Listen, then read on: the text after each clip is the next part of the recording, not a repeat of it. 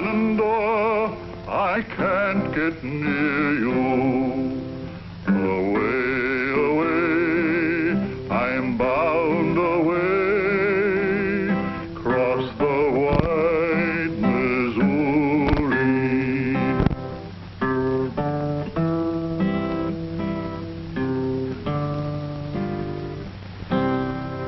Once this was an untouched land, an incredible land.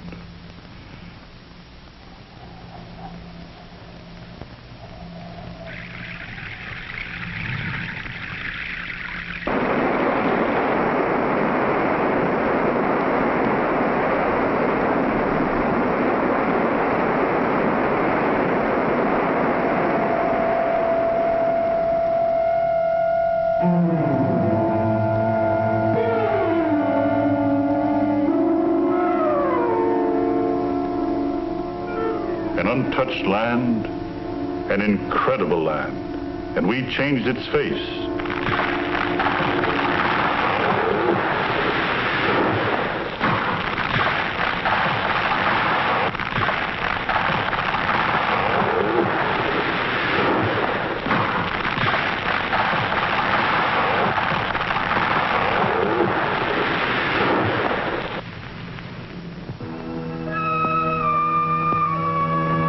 There was timber in the North Country, and we left vast tracts, cut over, burned over.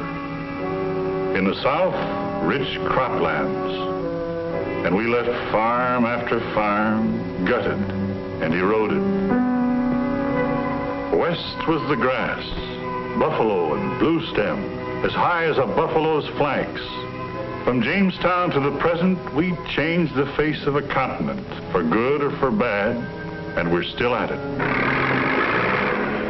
From Union Point, Georgia to Hobart Mills, California, the work of hands and machines is changing the land.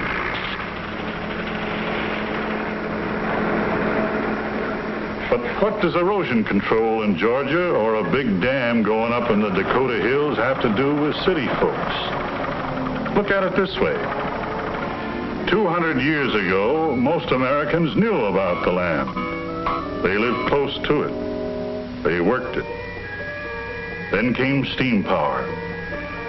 And steam meant factories, and factories meant cities. And today, most Americans know next to nothing about the land. And yet, we're all closer to the land than we think. Wander around the country. Check up on the Iowa topsoil, the forested hills of New England. Look to the land. On Springfield Mountain there did dwell a lovely youth. I knew him well, this lovely youth. One day did go down to the meadow for to mow. Things seem to be prospering around here. New England villages as cleanly tailored as ever. A tidy-looking country. But let's take a closer look. Here's a good place to stop. Auction going on. Wonder what's the trouble? Do I hear $7? $7 over here. Who say $7.50? Do I hear $7.50? $7.50 there. $8 over here. Do I hear $9? $9. Do I hear $9? Who bid $9? Do I hear $9? All done? Sold. All right, we've got a... The county agent's always a good man to talk to. Ask him about things past and present in this section of New England. That's a big question, isn't it, Charlie? Sure is. Take this farm here, for example. Lots of prosperous farms all over New England, but this one's being auctioned off today. Furniture, kitchen plates, the old family pictures.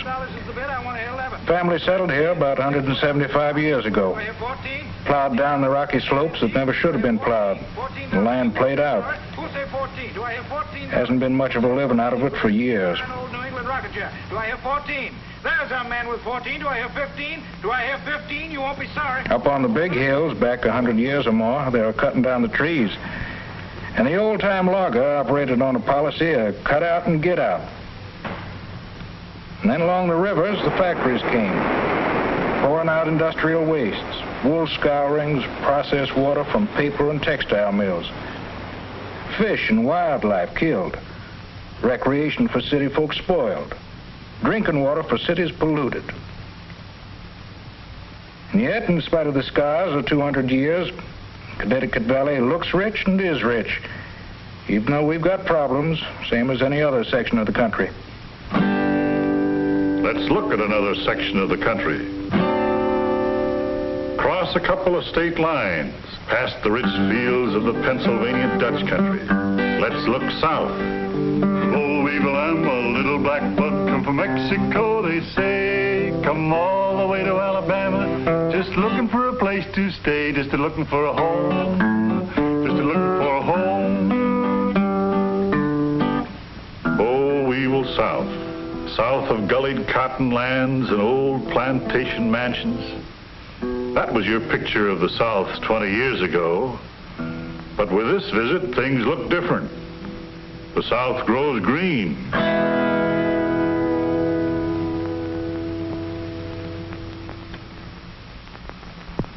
Things have changed. Stick around, maybe you'll find some answers. Hitch another ride.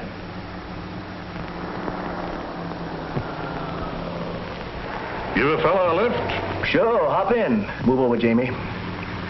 As you drive along, talking about this and that, you piece together this man's story. I had a good cotton farm in Alabama, Dallas County. My father had it before me, his father before him. I'd always expected my son to have it one day. Giddy up. But that's not the way things turned out.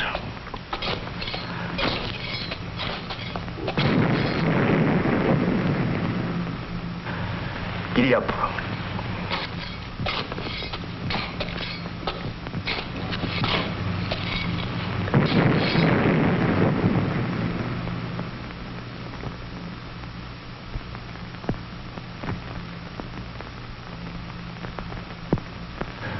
Jamie, like to go over and see what's up? Gee, that'd be wonderful.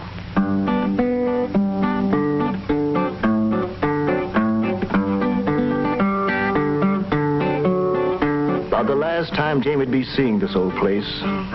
Belonged to a family that used to own all the land around here. There it is, Jamie.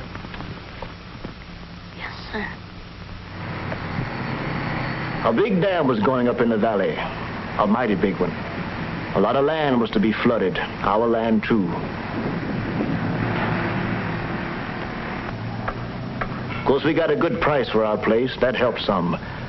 But it didn't make it any easier to leave my farm, dam or no dam. I always liked farming. Guess I was born to it. Got it from my father.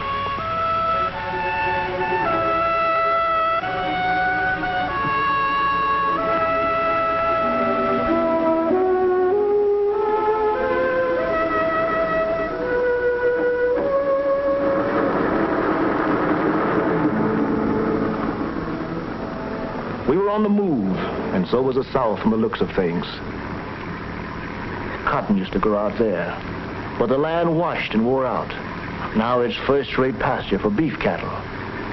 Cotton's still important to the South, of course, but with a lot of changes. There are a lot of tractors and mechanical cotton pickers. Same goes for factories.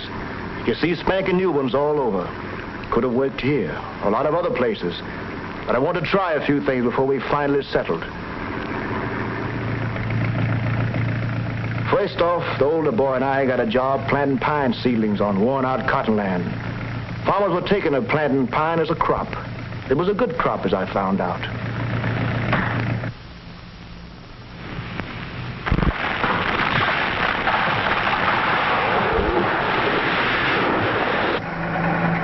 From the pine forest, I went to work in a pine mill.